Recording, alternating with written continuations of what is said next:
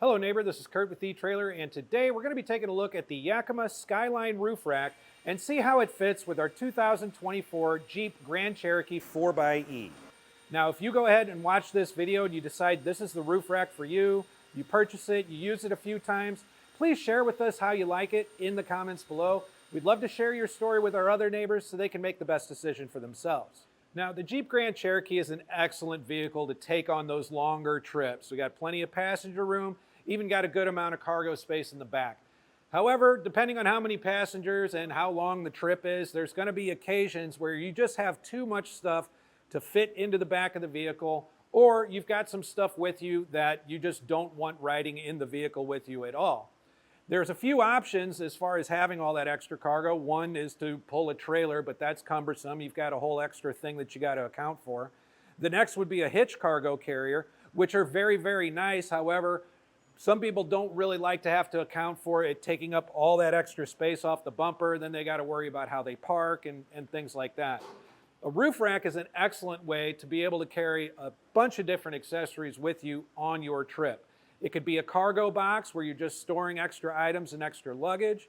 It could be a kayak carrier for you to take to the lake or river that day. Snowboard and ski carriers, awnings. There are all kinds of things that you could put on a roof rack that can be very, very functional on your trip. Now, the Yakima SkyLine roof rack is an excellent choice for anybody. It is what they call an aero bar. So an aero bar, because of its shape, it's kind of a blade shape, is going to have a lot less wind resistance than a square or a round bar, and therefore is going to create quite a bit less road noise. You can use clamp style accessories, or you can remove the end cap and you'll have access to this T-track at the top for your T-track accessories.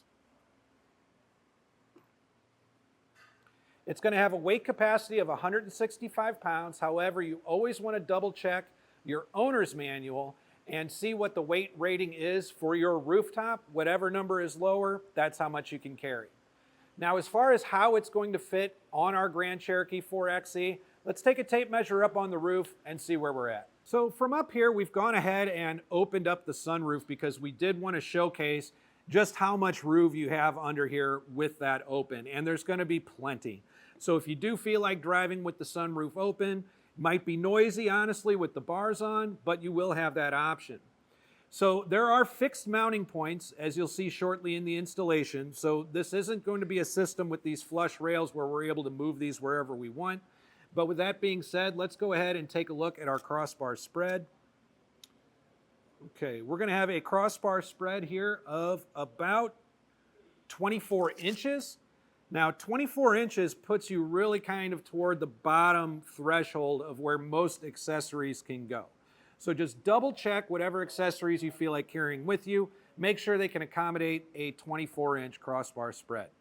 Now, these are 50-inch bars that we have on here, which means you've got 50 inches of T-track, and you've got the entire bar for a clamp-style accessory minus where we have our towers attached. So a lot of room to go up here, even room to put two objects side by side. We were talking a little bit about rooftop clearance. So some of the clamps for some of your accessories are bulkier than others. So just to double check, from the top of the open sunroof to the bottom of the bar puts us at 3¼ inches. And if we were going to leave the sunroof closed, we're looking at 5¼ inches, maybe about 5⅛ inches. But either way, these towers do have the bars sitting rather high, higher than a lot of the other roof racks we've tried on the vehicle. And that could be a good thing as far as keeping all that clearance. But the thing that you want to be mindful of is just how much height it's going to add to the vehicle. So make sure you're accounting for an extra 6½ inches up here when the bars are empty. Just, in case you have a lower opening to your garage or anything like that, you just want to be aware that that is up here. So this is an overhanging bar, as I mentioned before. So being an overhang, that is going to allow you to attach some pieces further out. It's also going to help with some of those heavier loads, like if you have a kayak carrier or something like that. You don't want to be forced to have that all the way in the middle, because getting that up and down is going to be really, really troublesome. Having it out here where you could actually be on the ground and be able to reach up to it is a much better thing. Now, some people are worried about overhang and head clearance and hitting their head. Now, the Grand Cherokee 4xe is a pretty tall vehicle as it is. You'd have to be over 6 feet for this to really be hitting you in the head.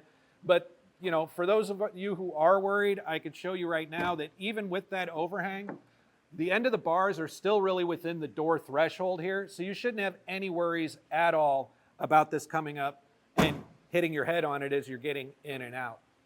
Installation on this roof rack is really straightforward and fairly simple, so follow along and we'll show you exactly how we got these up on our roof. So the first thing we're going to do for installation is get our fit kit prepared, and for that we're just going to take one of our brackets. It's going to go on the inside rail, and we're going to take this rubber pad.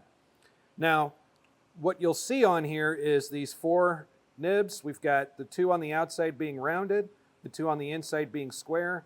Those are going to go in right to these 4 holes right here.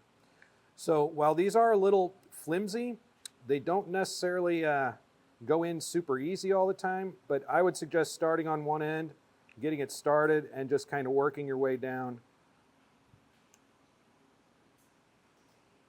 Now, if you can't get them all the way in flush, not a problem. By the time we set this up on our rail, this is going to get bolted down and compressed for us and finish it up the rest of the way. But now that we've got that set, we're going to be able to get up on our roof. We're going to take 2 of our bolts with the flat washer, our security tool provided by Yakima, and a flathead screwdriver. And we'll go up on the roof and get these on.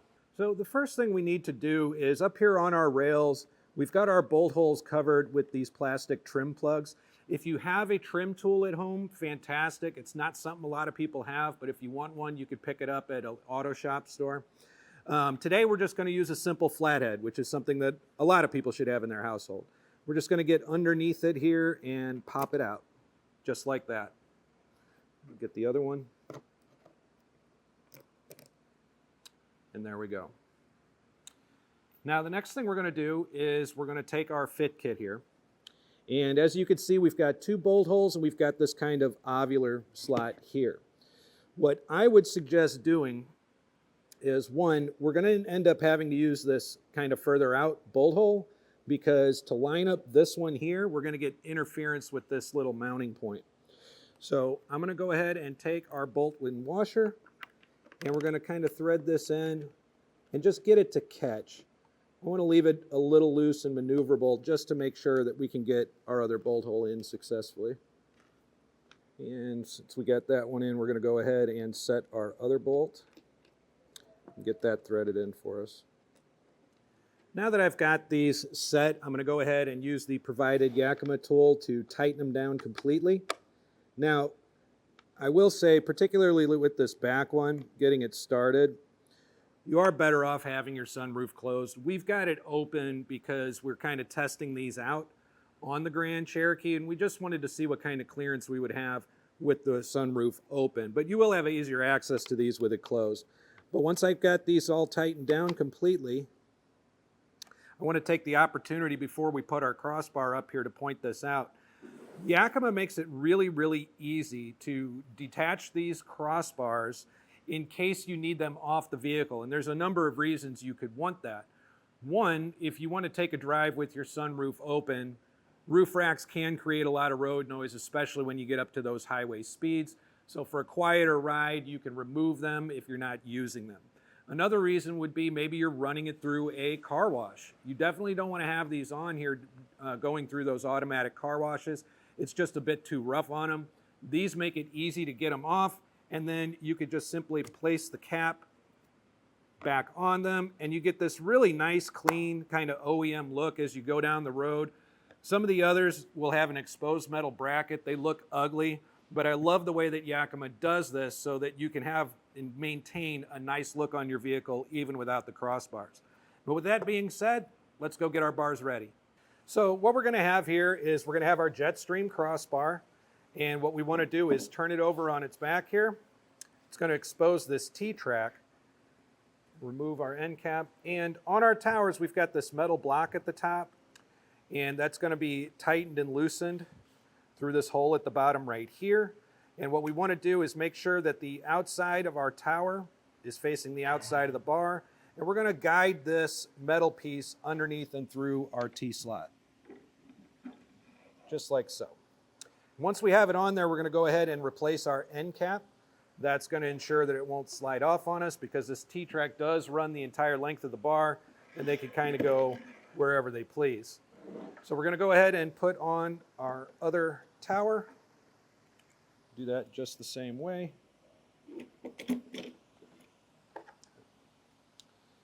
And now that I've got it on here, I did mention that this is where you end up tightening from, down underneath it. So once this goes up there, we're going to need to check and see what our crossbar spread is, and then be able to access that. So I don't want these too loose, because it is going to be a little bit of a challenge to tighten them up while they're on there. I'm going to get these tightened down just to the point where it's snug, but I could still move this back and forth to adjust for my overhang once I get it up there. So we went ahead and removed the covers off of our fit kit here, and what we're going to end up doing is these pistons right here are going to reach out and engage with this and lock it on. In order to retract these pistons, you just simply need to open up your cover. So you can see that as you open it, it basically withdraws, and then as you close it, it deploys and will grab on. So we're going to make sure that's open on both ends, and then we're going to go ahead and get that seated in there. And again, we left it a little bit loose so we could adjust the overhang of our crossbar a little bit. And now that we've got it kind of in its seated position here, we're going to go ahead and get this closed, and that'll lock it in place, and it won't be lifted up off of our rails. So when I'm referring to the overhang, I'm talking about this portion of the crossbar that comes out past the towers. What we want to do is double check each side, and we're looking for an equal measurement on both the driver and the passenger side.